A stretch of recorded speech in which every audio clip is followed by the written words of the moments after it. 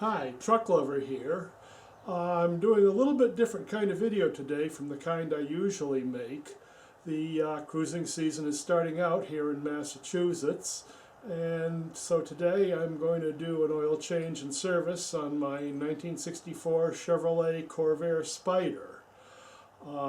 Start out by opening the hood. Those of you too young to remember the Corvairs are probably wondering what I'm doing at the back of the car. Well, that's where the engine is.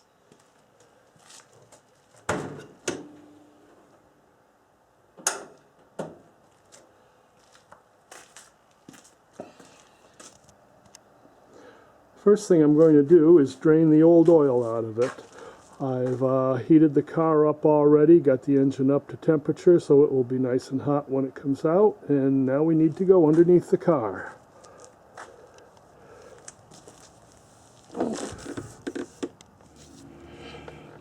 This is what the underside of a Corvair engine looks like. I'm going to pull the drain plug now, let the old oil drain into my drain pan.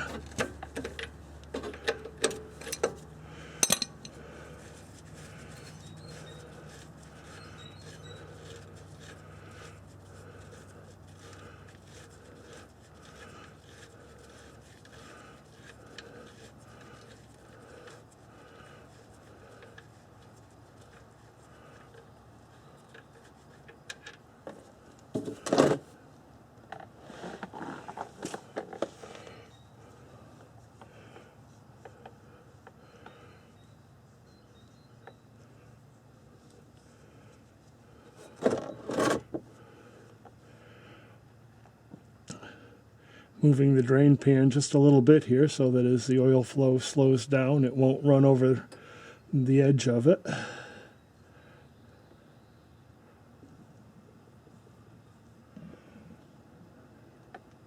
Or maybe I should say past the edge of it.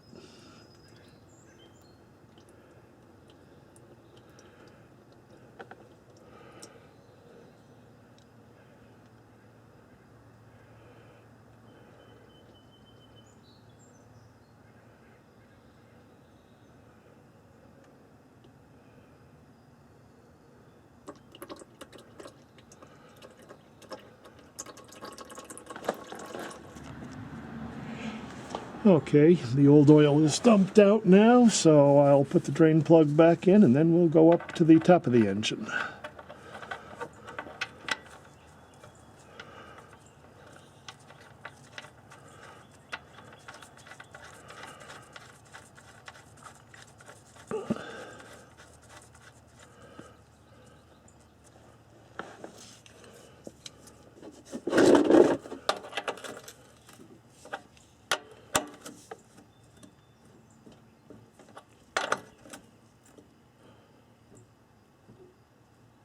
I want to make sure the drain plug is snug, but not so tight that I start stripping the threads. The next item on my agenda is going to be to change the oil filter. I'm going to put a rag under here to start with to catch any oil that hopefully catch any oil that will come out of it. The oil filter on a Corvair is kind of a hybrid. It bolts in like a canister filter would, but it's shaped in the nature of a spin-on filter and doesn't go inside a canister.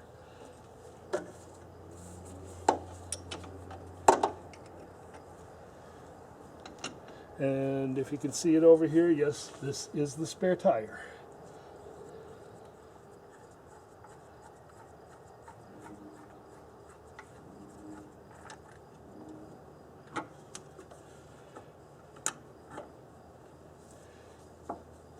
Slide the old filter out.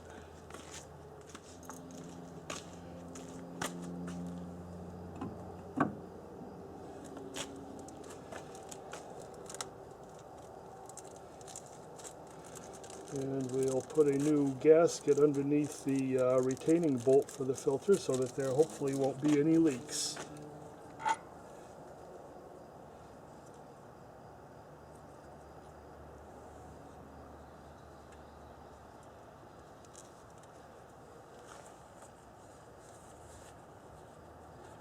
things a quick cleanup here.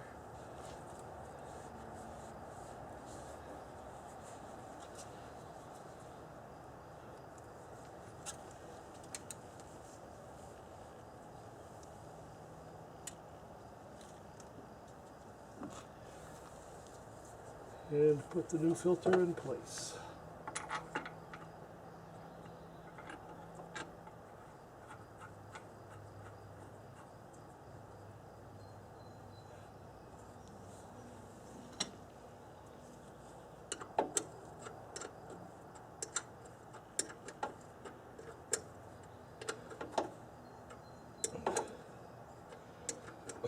Again, for you folks that aren't familiar with the Corvair, you're probably thinking that this is a rather odd-looking engine. What it is a 6-cylinder horizontally opposed. In other words, there are 3 cylinders on one side of the crankcase and 3 cylinders on the other side, and they lay flat. And it's also an air-cooled engine, so there's no radiator or fan, traditional fan, or radiator hoses or things like that. We'll just drop the wrench here. Alright, the oil filter feels pretty snug. We'll put some oil in it and start it up and see if there are any leaks.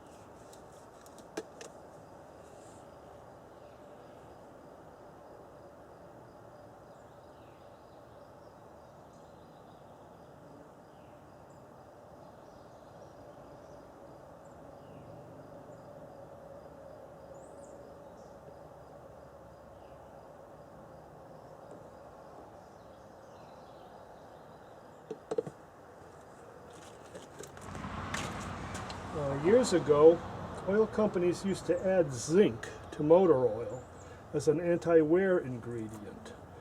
Unfortunately, zinc has a negative effect on the emissions control systems in modern cars, so the oil companies have removed it, which is all good and well for modern cars, but for an old car like mine, that could lead to severe engine wear, where engine parts rub together. So I just added a zinc additive to restore the levels of zinc in my motor oil and hopefully keep my engine from wearing out.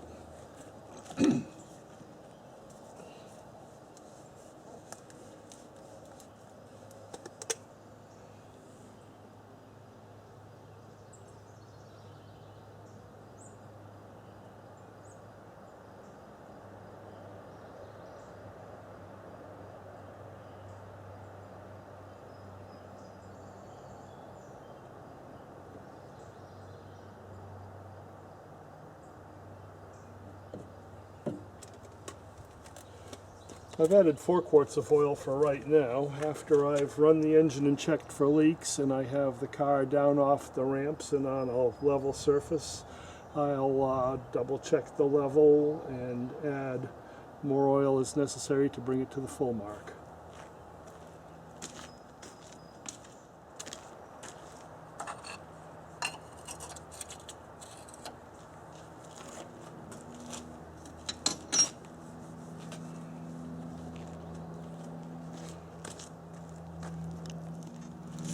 Another vestige of a bygone time, I'm adding a couple of drops of oil to lubricate the bushings in my generator. Modern cars use alternators which have permanently sealed bearings in them, and you don't have to do this procedure. And while I'm here, I'll just give my fan belt tension a quick check.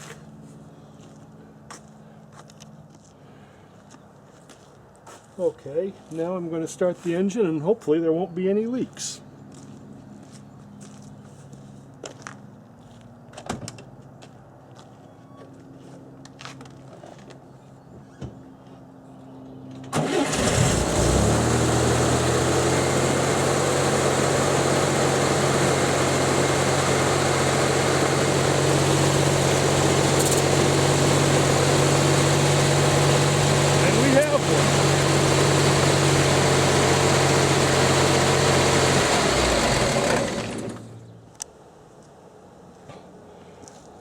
that was a little embarrassing.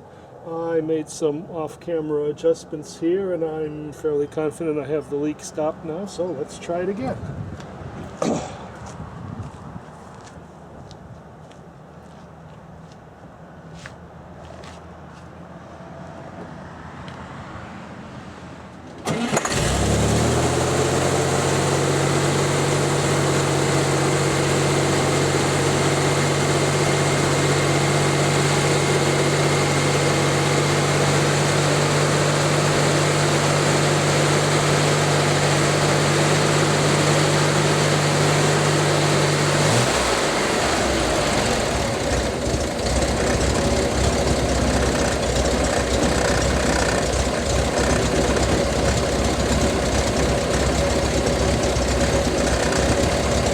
That's looking much better.